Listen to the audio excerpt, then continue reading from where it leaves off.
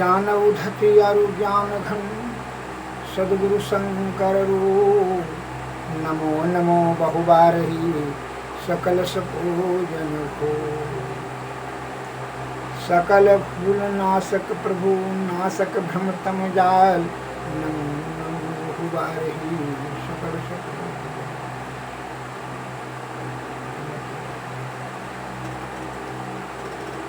संत वाणी में एक शब्द आया है,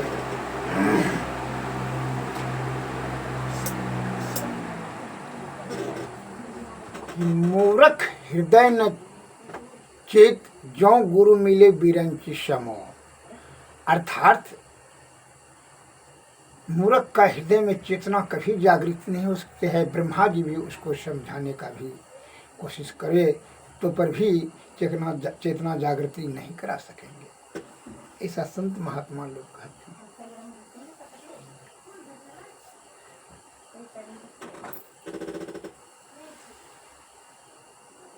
जो पाप से ढका हुआ है उसका अंधकार रूपी अज्ञान में पड़ा हुआ है,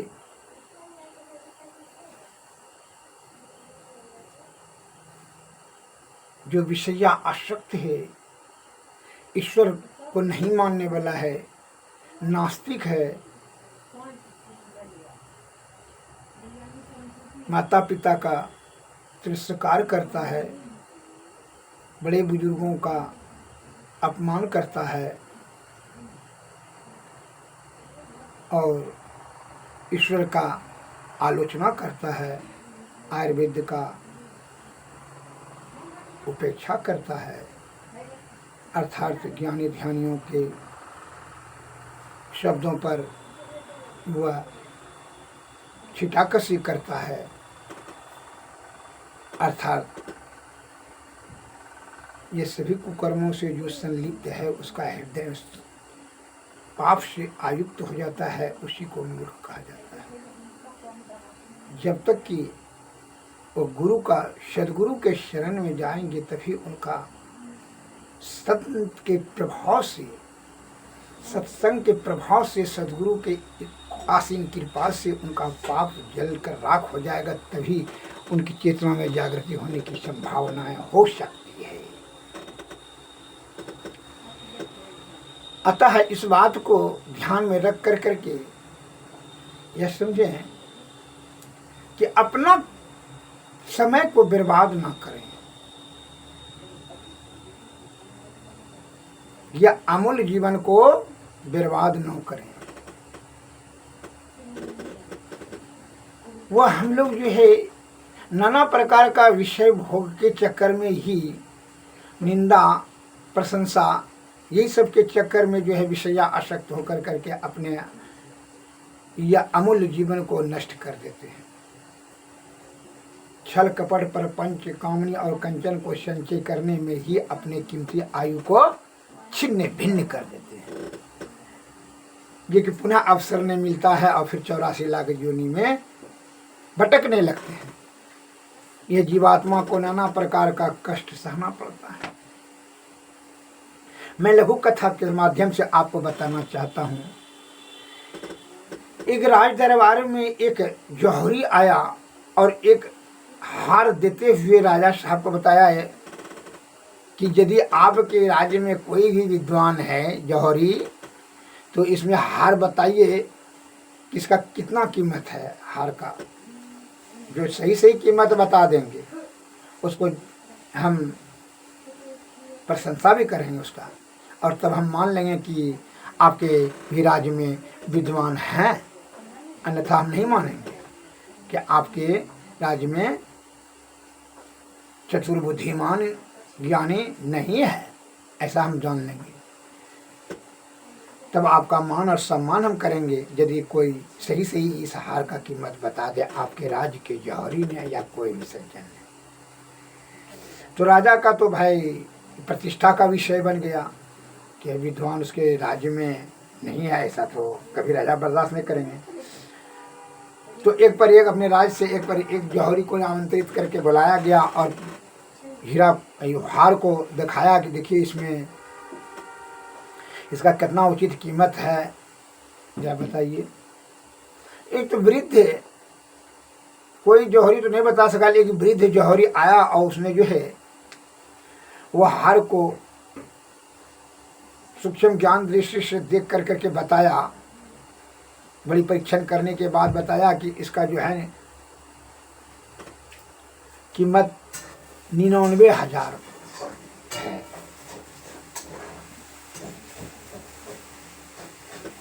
तो राजा साहब को बड़ी उत्सुकता हुई और सभी अन्य कर्मचारी को भी उत्सुकता हुई कि 99,000 ही क्यों, 1 लाख क्यों नहीं, 1.5 लाख क्यों नहीं, 98,000 क्यों नहीं, ये बताइए जौहरी साहब। तो जौहरी ने कहा 99,000 इसलिए इसमें 100 मोती है और एक एक मोती का कीमत जो है 1,000, क्योंकि तब तो 100,000 1 लाख हुआ, लेकिन नहीं, एक मोती जो है इसमें मरा हुआ है, वह नष्ट हो चुका है, वो जीवित मोती नहीं है, इसीलिए इसका 99,000 रुपया। तो जिस जौहरी ने वो परखने के लिए दिया था, उस जौहरी ने कहा कि हाँ सही बात है, यह सचमुच में आपके विराज में बुद्धिमान जौहरी है। बड़ी प्रशंसा किया, ठीक है। उधर से मंत्री साहब आए, तो मंत्री साहब को राजा साहब ने कहता है कि मंत्री साहब ये कोई नहीं परख सका, लेकिन जो है बूढ़ा जौहरी ने यह हीरा का कीमत बता दिया, 99,000 है, इसमें एक मोती मरा हुआ है, इसीलिए 1,000 कम, 99,000 हुआ। 99 मोती जीवित है, इसलिए 99,000 हुआ, 1,000 पर मोती। तो इसको कितना इनाम देना चाहिए, मान प्रतिष्ठा बचाया है इस जौहरी ने, इनको क्या इनाम देना चाहिए। तो मंत्री साहब ने अचानक कह देते हैं इसको 100 जूता मारना चाहिए, यही इनाम इसका है। तो उसने ऐसा कहा, आप बोलते हैं मंत्री साहब, और अन्य सब कर्मचारी ने भी कहा ऐसा कहा बोलते हैं, क्योंकि ऐसा इसलिए बोले कि इतना ही सूक्ष्म बुद्धि वाला होने के तत्पश्चात ये अपनी आयु को यह पत्थर पहचानने में ही लगा दिया। काश अगर यही सूक्ष्म बुद्धि ईश्वर प्राप्ति करने में लगा देता तो यह इसकी मोक्ष हो जाता, लेकिन यह पत्थर को पहचानने में ही अपनी सारी बुद्धि खर्च कर दिया और आयु भी गंवा दिया। अब तो यह समय इसके पास क्या है, जिससे कि राज्य का वही बुद्धि अगर दूसरे कार्य में लगाता, उत्थान के कार्य में या ईश्वर प्राप्त करने के, तो कुछ जो है इसका जीवन मरण भी मोक्ष हो जाता या राज्य का विकास होता। लेकिन ये तो पत्थर जो है पहचानने में अपना सूक्ष्म ज्ञान लगा दिया अपने आयु तक। अतः इसलिए इनाम का पात्र नहीं बल्कि 100 जूता के लायक है। तो बूढ़े जौहरी ने कहा, सही कहा मंत्री साहब, राजा साहब, ये मंत्री साहब सही कह रहे हैं, ये विज्ञानी है, इसलिए ये अपने सूक्ष्म बुद्धि से ये परख लिया कि अपना कीमती समय किस प्रकार है। उसी प्रकार जो है हमारे बहुत से जन क्या होते हैं, अहंकार और मन के बेईमानी के कारण से वह विषय आसक्त होकर करके वह बड़ी बड़ी लंबी चौड़ी बातें छेड़ने लगते हैं और आयुर्वेद का उपेक्षा करने लगते हैं, तथा ईश्वर का भी जो है निंदा करना शुरू कर देते हैं। ईश्वर को तो नहीं है मानता है, माता पिता का शिष्कार तो बड़े बुजुर्गों का अवहेलना, जो यह भूल जाता है कि यह जो है कंपनी का जो है पूंजीपति का बड़ा कहता है डॉक्टर है, बड़ा पूंजीपति पाखंडी दलाल के बहकावे में आकर करके यह भूल जाता है कि यह सबसे बड़ा कंपनी जो परमपिता परमेश्वर है, जिस मालिक ने तुम्हारे शरीर की संरचना की 5 तत्व 25 प्रकृति से 9 महीना इनको संरचना करने में लगा, क्या उनको इस बात का ज्ञान नहीं है? ज्ञान नहीं था, ज्ञान नहीं रहा कि इनको जो भूख दिए तो भोजन देना चाहिए, प्यास दिए तो पानी देना चाहिए, सांस की जरूरत है तो सांस हवा देना चाहिए। क्या उनको ज्ञान नहीं था? ज्ञान है, था, रहेगा, नहीं रहता। उनके आसीन कृपा से मात्र अस्त्र में दूध प्रचुर मात्रा में आ जाता है। भोजन पानी हवा सब यहाँ व्यवस्था पहले से है, आप तो आज जन्मे हैं। उसी प्रकार रोग जब ज्यादा निदान दे चुके हैं प्रकृति ने, ये जड़ी बूटी जितनी भी आप देख रहे हैं अत्यंत प्रभावशाली औषध है। और वहाँ के बाद जितना भी अखंडी पाखंडी जो बोलता है तो उनको कि यह उससे बढ़कर के दवाई है कंपनी का, बड़ा बड़ा डॉक्टर का। हे हमारे देश के प्यारे सज्जनों, अभी जो है अधिक से मनुष्य को जो है ना पैसा कमाने के ही लालच में अपना सूक्ष्म बुद्धि को लगा देता है, अर्थात कामनी और कंचन को प्राप्त करने में, सुंदर स्त्री और अत्यधिक धन प्राप्त करने में ही अपनी कीमती आयु को लगा देता है, जिसके कारण से सही कार्य करने से वह छूट जाता है और निंदा करने लगता है। ईश्वर का निंदा और आयुर्वेद का उपेक्षा, उसका दुष्परिणाम होता है कि रोगाग्रस्त, शारीरिक से दुर्बल और नाना प्रकार के रोगों से प्रताड़ित हो जाता है और आधे उम्र में समाप्त हो जाता है, मृत्यु को प्राप्त कर लेता है। यह भूल जाता है कि परमपिता परमेश्वर, मैं मानता हूं विज्ञान शक्तिमान है, परंतु यह भी काटने योग्य बात नहीं है। ईश्वर सर्वशक्तिमान है। विज्ञान अगर यदि शक्तिमान है तो वह क्या है? वो परमपिता परमेश्वर ईश्वर सर्वशक्तिमान है। God is all mighty. विज्ञान ने, विद्वान ने स्वयं लिख दिया, ईश्वर सर्वशक्तिमान है। अतः वह पूरे ब्रह्मांड का रचयिता है, उनसे भूल कैसे हो सकता है? भूल तो आप गफलत में फंस कर के विषय में रत होकर के भूल तो आप कर रहे हैं, जिसके कारण से आपकी आयु छिन्न होती चली जा रही हैं, आप नाना प्रकार के रोग से प्रताड़ित होते चले जा रहे हैं और आधे उम्र में आप इस संसार को पलायन कर जाते हैं। अधर्म और पाप को छूट जाता है। अर्थ और काम के ही पूर्ति करते करते आपका समय, कीमती समय नष्ट हो जाता है। यह अनमोल जीवन को व्यर्थ में न गंवावे, कामनी और कंचन में लगा करके अपना यह आयु को खर्च न कर दें। सदगुरु के शरण में जाएं तब क्या होगा? यह जीव आत्मा को परम आत्मा में, पर ब्रह्म में संलग्न अर्थात मोक्ष प्राप्ति करने का ज्ञान प्राप्त होगा, युक्ति होगा, मिलेगा गुरु के अनुकंपा से, कृपा से। उसी प्रकार वैद्य के शरण में जाने पर से स्वस्थवान, निरोगवान, आरोग्यवान रहेंगे उनके ज्ञान से और आयुर्वेद का ही सेवन से। अत्र तत्र भटक कर करके अपने स्वास्थ्य के साथ खिलवाड़ न करें। क्या कि आजकल जो है क्विक एक्शन जादुई शक्ति दिखाने के लिए नाना प्रकार का जो है ना हाई एंटीबायोटिक दवा चलाने के कारण से हमारी प्रतिरोधक क्षमता छिन्न हो जाती है। हम अल्प आयुवान, रोगाग्रस्त, शारीरिक दुर्बल होते चले गए। नाना प्रकार का साइड इफेक्ट से ग्रसित हो जाकर के 84 लाख जीवों में से सबसे बड़ा स्थिति मनुष्य जाति का ही दयनीय हो गया है। इसलिए उन्होंने प्रकृति के सभी नियमों को उल्लंघन करने में एक्सपर्ट हो गए। ऐसा मन निग्रह करें, अहंकार को छिन्न करें और सही मूल ज्ञान की प्राप्ति करने के लिए संत के शरण में जाएं। कहा कि संत वाणी में आया है कि बिनु सत्संग विवेक न होई, राम कृपा बिनु सुलभ न सोई। सोई जानो सत्संग प्रभाहु, लोकन वेदन आन पाऊ। बिना सत्संग का विवेकशील प्राणी नहीं हो सकता है। अतः इसलिए यह मनुष्य तन बड़ा सौभाग्य से प्राप्त हुआ है, इसे व्यर्थ न गंवावे। यह अनमोल जीवन है। स्वस्थवान रहने के लिए आयुर्वेद सर्वश्रेष्ठ, सर्वोत्तम, सर्वोपरि रसायन है। अतः इसका अमल करें, जो कि मैं आपको जिस उसकी सेवा के लिए परमार्थ भाव से निस्वार्थ सेवा करना चाहता हूँ। परहित के लिए मैं निस्वार्थ ज्ञान का प्रदान कर रहे हैं, आयुर्वेदिक ज्ञान का पाठ। सभी रोगों का हम जो है ना पूर्ण रूपेण से उसका औषधि चिकित्सा करने का तरीका भी बताते जा रहे हैं। आप उसको सुने, समझें और दवाई बना करके अमल कर करके आरोग्यता प्राप्त करें। यही हमारी हार्दिक इच्छा है। विस्तृत रूप से जानकारी प्राप्त करने हेतु आप मोबाइल से संपर्क कर सकते हैं।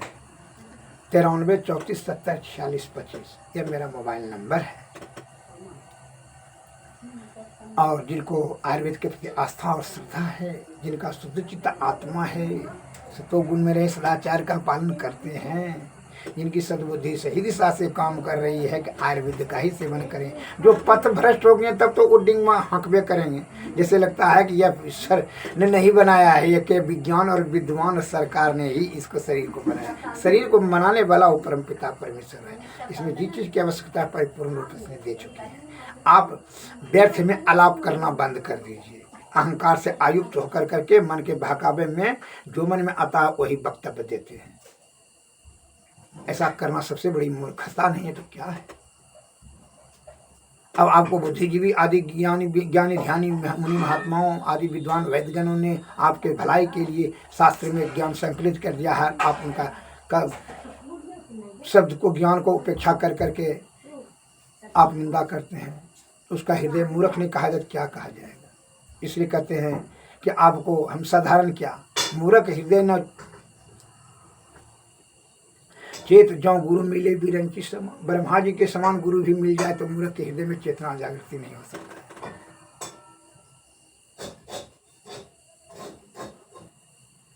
मैं निरंतर आप लोगों के 40 वर्षों से सेवा कर रहा हूँ।